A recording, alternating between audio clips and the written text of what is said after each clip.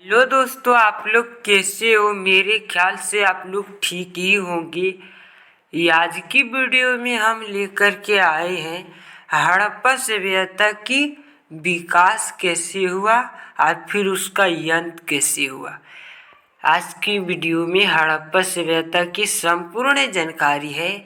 आप लोग इस वीडियो को अंत तक बनी रहे, क्योंकि हड़प्पा सभ्यता से हर साल क्वेश्चन पूछे जाते हैं और यह 1 नंबर और 15 नंबर के हर साल क्वेश्चन पूछे जाते। हड़प्पा सभ्यता से एक क्वेश्चन हर सेक्शन में रहती है। 2025-26 के सेक्शन में भी थी और अब की 2023 से 27 के सेक्शन में भी हड़प्पा सभ्यता की उत्पत्ति एवं विस्तार पर प्रकाश डाले ये क्वेश्चन था और रहेंगे भी। हड़प्पा सभ्यता से एक क्वेश्चन आएगा, ये मेरी चैलेंज है। और आप लोग हड़प्पा सभ्यता की क्वेश्चंस को पढ़ लीजिएगा, क्योंकि यह क्वेश्चंस हर बार आते हैं। तो आज की वीडियो में हम बात करेंगे हड़प्पा सभ्यता की उत्पत्ति एवं विस्तार कैसे हुआ और हड़प्पा का फिर अंत कैसे हुआ। तो हड़प्पा सभ्यता की संपूर्ण जानकारी के लिए इस वीडियो पर बने रहो। इससे पहले आपसे एक छोटी सी रिक्वेस्ट, आप हमारे चैनल पे नए हैं तो वीडियो को लाइक एंड सब्सक्राइब कर दें, ताकि हमारे वीडियो आप तक सबसे पहले पहुँचे। तो आज की वीडियो हमारा यह है, हड़प्पा सभ्यता की उत्पत्ति एवं विस्तार पर प्रकाश डालें। और दूसरा है, हड़प्पा सभ्यता की मुख्य विशेषताएं का वर्णन करें। तीसरे क्वेश्चन यह है, हड़प्पा सभ्यता क्या है। आपको इस प्रकार की क्वेश्चन परीक्षा में देखने को मिलेंगे। तो आप लोग इस वीडियो को देखने के बाद हड़प्पा सभ्यता से जितने भी क्वेश्चन आएंगे सभी का सॉल्व कर सकेंगे। तो चलिए हम बात करते हैं हड़प्पा सभ्यता का विकास कैसे हुआ और क्या है हड़प्पा सभ्यता। तो हड़प्पा सभ्यता का दूसरा नाम हड़प्पा संस्कृति के नाम से भी जाना जाता है। हड़प्पा का दूसरा नाम सिंधु घाटी सभ्यता भी कहते हैं। हड़प्पा सभ्यता का नाम हड़प्पा इसलिए पड़ा क्योंकि यह हड़प्पा नगर में पाई गई, और सिंधु घाटी सभ्यता इसलिए नाम पड़ा क्योंकि यह सिंधु नदी के किनारे और उनके सहायक नदियों के किनारे स्थित था। तो हड़प्पा नाम सुनकर आप लोग जान गए होंगे, हड़प्पा एक नगर का नाम है। और हड़प्पा में सर्वप्रथम खुदाई के बाद हड़प्पा की साक्ष्य मिली, जिससे हड़प्पा नाम या हड़प्पा सभ्यता इसको रखा गया। और सिंधु घाटी सभ्यता इसलिए नाम रखा गया क्योंकि यह सिंधु नदी के किनारे स्थित था। हड़प्पा संस्कृति के कुछ लोग सिंधु नदी किनारे जाके बसे थे, जिससे सिंधु घाटी सभ्यता भी इसका नाम रखा। अब आगे चलिए, ये आगे लिखा है हड़प्पा सभ्यता की खोज। हड़प्पा सभ्यता की खोज दयाराम सैनी 1921 पूर्व में की थी। हड़प्पा सभ्यता की कालीकट 2300 ईस्वी पूर्व से हड़प्पा सभ्यता की 2300 ईस्वी पूर्व से 2750 ईस्वी पूर्व माना जाता है। और हड़प्पा सभ्यता का एक नगरीय रूप दिया। नगरीय रूप क्यों दिया, चलिए आगे देखते हैं। नगरीय रूप इसको इसलिए दिया क्योंकि हड़प्पा नगर में खुदाई करने के बाद यहाँ जितने भी घर मिली सभी पक्की ईंट की थी, जिससे पता चलता है कि उस समय के लोग ईंट की खोज कर चुके थे। उस समय के लोग पक्की ईंट की घर बनाते थे और उसके साथ साथ घर बनाते थे, और उसके साथ साथ 10 फीट की चौड़ी रास्ता भी मिला, जो सभी घरों उनके किनारे थे।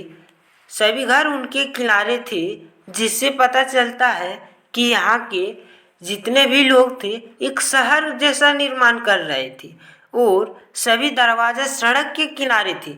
यहाँ जितने भी घर था सभी का दरवाजा सड़क की ओर था, इसलिए इसको एक शहर का रूप माना गया, सड़कों के किनारे था और यहाँ नाली भी बनाई गई थी, जिससे पता चलता है उस समय के लोग साफ सफाई पर भी ध्यान रखते थे और नालियों को ढका हुआ उनका साक्ष्य मिलते हैं, जिससे पता चलता है कि वहाँ के लोग जितने भी थे सब सफाई के साथ साथ कुछ शारीरिक का भी ध्यान रखते थे, जिससे यह पता चलता है हड़प्पा के लोग सफाई की जानकारी प्राप्त तो थे, उसे ढकी गई थी ताकि नाली के गंदी बदबू बाहर ना आ सके।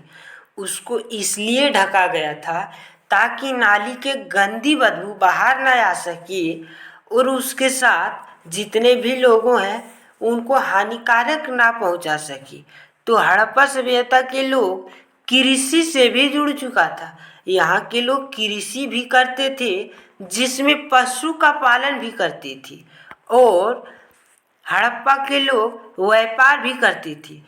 तो हड़प्पा के लोग सबसे पहले कृषि करते थे और कृषि करके अनाज को जमा करते थे और जमा करके उससे व्यापार भी करते थे, जिसको एक जगह से दूसरी जगह ले जाने के लिए बैलगाड़ी और पानी के नाव का भी प्रयोग करते थे।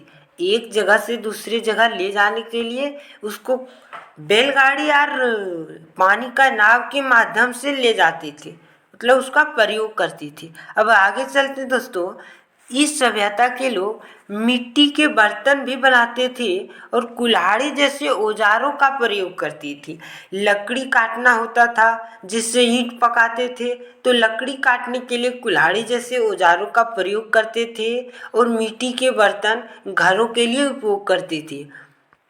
अब आगे चलते हैं और ये सब खुद से बनाती थी। हड़प्पा सभ्यता में सर्वप्रथम खुदाई के बाद यहाँ मूर्तियाँ भी मिली, जिससे पता चलता है कि यहाँ के लोग जितने भी थे सभी मातृ देवी का पूजा करते थे। इस मूर्ति से अनुमान लगाया जाता है कि यहाँ के लोग सभी मातृ देवी मतलब देवी देवताओं को मानता था, यानी ईश्वर मानते थे, ईश्वर का पूजा करते थे, ईश्वर का बलि भी देते थे। यहाँ के लोग शांति पूर्वक रहते थे और हड़प्पा सभ्यता के कुछ लिपि भी मिली, जिससे पता चलता है कि यहाँ के जितने भी लोग थे सभी साक्षर थे, लेकिन उसकी लिपि आज तक पढ़ी नहीं जा सकी, उसकी लिपि आज तक पढ़ी नहीं जा सकी। इस लिपि में लगभग 775 से 400 के आसपास चित्र मिली, जिससे पता चलता है हड़प्पा के लोग साक्षर थे, हड़प्पा के लोग साक्षर थे। अब हमें आगे चलते हैं हड़प्पा सभ्यता की कुछ प्रमुख नगर। तो हड़प्पा सभ्यता की कुछ प्रमुख नगर मोहनजोदड़ो, सब हड़प्पा सभ्यता की सबसे बड़ी नगर मोहनजोदड़ो को माना गया है और कालीबंगा दूसरे नंबर में, तीसरे नंबर में लोथल है जो एक बंदरगाह के रूप है और धोलावीरा और रोपड़। तो इस सब के बारे में ये आगे बात करेंगे। चलिए मोहनजोदड़ो क्या है इसको देखते हैं। मोहनजोदड़ो का अर्थ मृतक के टीला माना जाता है। मोहनजोदड़ो का शाब्दिक अर्थ मृतक के टीला, आपको याद रखना है मोहनजोदड़ो मृतक के टीला, मोहनजोदड़ो मृतक के टीला, यही आपको याद रखना है। शॉर्ट क्वेश्चन में ये आ सकते हैं कि मोहनजोदड़ो का अर्थ क्या है, तो मोहनजोदड़ो का अर्थ मृतक के टीला ही होंगे। अब हड़प्पा सभ्यता की खोज एक साल बाद, हड़प्पा सभ्यता की खोज 1921 ईस्वी में दयाराम साहनी की थी और उसके एक साल बाद मोहनजोदड़ो की खोज राखालदास बनर्जी ने की। कब की? 1922 में, एक साल बाद। 1921 में हड़प्पा की खोज हुआ और एक साल बाद मोहनजोदड़ो की खोज हुआ राखालदास बनर्जी। हड़प्पा की खोज कौन की थी? दयाराम साहनी और मोहनजोदड़ो की राखालदास बनर्जी को खोजकर्ता माना जाता है। मोहनजोदड़ो की खुदाई के बाद एक विशाल अन्नगार मिला। यह अन्नगार का मतलब होता है यह अनाज रखने का गोदाम। तो मोहनजोदड़ो की खुदाई के बाद एक अन्नगार मिला जो काफ़ी लंबे चौड़े में थी। अब आगे बात करते हैं कालीबंगा क्या था। तो कालीबंगा का शाब्दिक अर्थ है काली रंग की चूड़ियाँ। आपको याद रखना है कालीबंगा काली रंग की चूड़ियाँ, आपको याद यही रखना है। चूड़ियाँ यह राजस्थान में स्थित है। आपको पूछे जाएंगे शॉर्ट क्वेश्चन में कालीबंगा कहाँ स्थित है, तो यह राजस्थान में स्थित है। अब आगे बात करते हैं लोथल क्या है। तो लोथल एक बंदरगाह है जो हड़प्पा सभ्यता के उस नगरों का सबसे बड़ा बंदरगाह माना गया। उस नगरों का उस शहर का सबसे बड़ा बंदरगाह कौन सा है, लोथल। आपको पूछे जाएंगे कि लोथल क्या है, तो लोथल एक बंदरगाह है जो राजस्थान में स्थित है। आप लोग याद रख लीजिएगा राजस्थान में स्थित है, लोथल एक बंदरगाह है। अब दूसरे में बात करते हैं धोलावीरा। तो धोलावीरा का शाब्दिक अर्थ है सफ़ेद कुआं। यह लूनी नदी के स्थित पर है, मतलब उसके तट के स्थित पर है धोलावीरा। धोलावीरा का अर्थ सफ़ेद कुआं। आपको यही याद रखना धोलावीरा सफ़ेद कुआं। अब हमें आगे बात करते हैं कि हड़प्पा का पतन कैसे हुआ। हड़प्पा का पतन कैसे हुआ, मतलब हड़प्पा का लुप्त कैसे हुआ। तो आप देखिए हड़प्पा की लुप्त कैसे हुआ। तो चलिए हम लोग जान लेते हैं हड़प्पा का पतन कैसे हुआ, इसका लुप्त कैसे हुआ। हड़प्पा सभ्यता को 2300 से 1750 तक चलती रही। इसकी कालीकट क्या थी, इसकी कालीकट 2300 से 50 तक थी और तब तक ये चलती रही। लेकिन 1700 के आसपास इसकी सभ्यता का पतन का लक्षण दिखाई देती है, मतलब इसका रूप दिखाई देते हैं। 1700 के आसपास ही यह लुप्त होना स्टार्ट हो गया था। इस समय दो प्रमुख केंद्र एक हड़प्पा और एक मोहनजोदड़ो है। पूर्ण रूप से यह खंडहर हो चुके थे। खंडहर का मतलब होता है दोस्तों कि खत्म हो चुका था। लेकिन इनका पतन का कारण वैज्ञानिक ने अलग अलग कारण बताए। अलग अलग वैज्ञानिक हड़प्पा की पतन का अलग अलग कारण बताए। कौन कौन से कारण बताए, चलिए देख लेते हैं। कोई बताए हैं विदेशी आक्रमण, तो कोई बताए हैं प्रकृति के कारण। विदेशी आक्रमण का मतलब होता है दोस्तों कि विदेश से आक्रमण किया जिससे पतन का खत्म हो गया। और दूसरे में कोई प्रकृति के कारण, जैसे प्रकृति ईश्वर द्वारा इसका लुप्त हुआ। अब कुछ वैज्ञानिक का कहना है बाढ़ की प्रकोप, मतलब बाढ़ के द्वारा हुआ। और कुछ वैज्ञानिकों का बड़े पैमाने पर जलावन, भूमि की शुष्कता बढ़ना इत्यादि माने गए हैं। तो चलो देख लेते हैं विदेशी आक्रमण क्या है। विदेशी आक्रमण का मतलब है कुछ विद्वानों का यह मानना है कि हड़प्पा सभ्यता का पतन विदेशी आक्रमण से होता है। मतलब हड़प्पा का पतन, जो हड़प्पा का लुप्त, हड़प्पा का खत्म जो हुआ विदेशी आक्रमण से हुआ। यह तर्क आधारित पुरातात्विक साक्ष्य मिलते हैं जिससे पता चलता है आक्रमण तो नष्ट हुआ है। हिलर महोदय का मानना है ऋग्वेद काल में इंद्र द्वारा नष्ट किए गए। तो हिलर और महोदय ये दोनों एक वैज्ञानिक है जिनका मानना है कि इंद्र द्वारा विदेशी आक्रमण से यह नष्ट हुआ है हड़प्पा सभ्यता। अब आगे देखते हैं प्रकृति के कारण क्या है। प्राकृतिक का कारण है यह कुछ विद्वानों का मानना है कोई प्राकृतिक जैसे बड़े पैमाने पर आग लगना, भयंकर महामारी के कारण हुआ हो, या नदियों की जलधारा के परिवर्तन, जंगलों का नष्ट होना कारण बताया जाता है। तो प्राकृतिक जैसे महामारी का मतलब होता है, महामारी का मतलब बीमारी होता है। जैसे हमारे भारत में या आज जैसे हमारे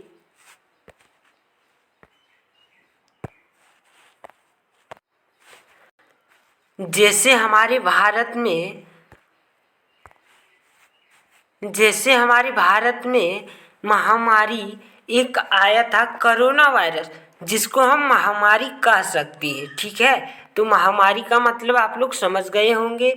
यह जलधारा में परिवर्तन, तो जलधारा में परिवर्तन का कारण होता है यह अत्यधिक जल बढ़ जाना या बाढ़ आना, जिसके कारण से लुप्त हो गया हो या नष्ट, या जंगलों का नष्ट होना। यहाँ के लोग ईंटों पकाने के लिए लकड़ी का उपयोग करती थी, तो जंगलों का नष्ट हो गया हो, जिसके कारण यहाँ रहना लोगों का असंभव पड़ गया हो और यहाँ छोड़ के दूसरे जगह गया हो। अब बात करते हैं बड़े पैमाने पर लकड़ी जलावन। तो बड़े पैमाने पर लकड़ी जलावन क्या है? अनेक विद्वानों का मानना है कि हड़प्पा सभ्यता के लोग लकड़ी के जलावन अत्यधिक होता होगा। उस समय के लोग अधिक लकड़ी का उपयोग करते होंगे, जिसके कारण पूरी तरह से जंगलों कट गया हो, जिसका कारण बताया जाता है पूरी तरह से जंगलों कट गया हो, जिसकी कमी से लकड़ी की कमी पड़ गया हो, और लकड़ी की कमी पड़ जाने के कारण वहाँ के लोगों रहना असंभव पड़ गया हो, जिसके कारण उस जगह को छोड़ के कहीं दूसरे जगह जाना पड़ गया हो। तो इसका पतन की कारण हम लोग देख लिए। अब नेक्स्ट वीडियो में मिलते हैं। हमारी वीडियो को लाइक एंड सब्सक्राइब जरूर कर दें।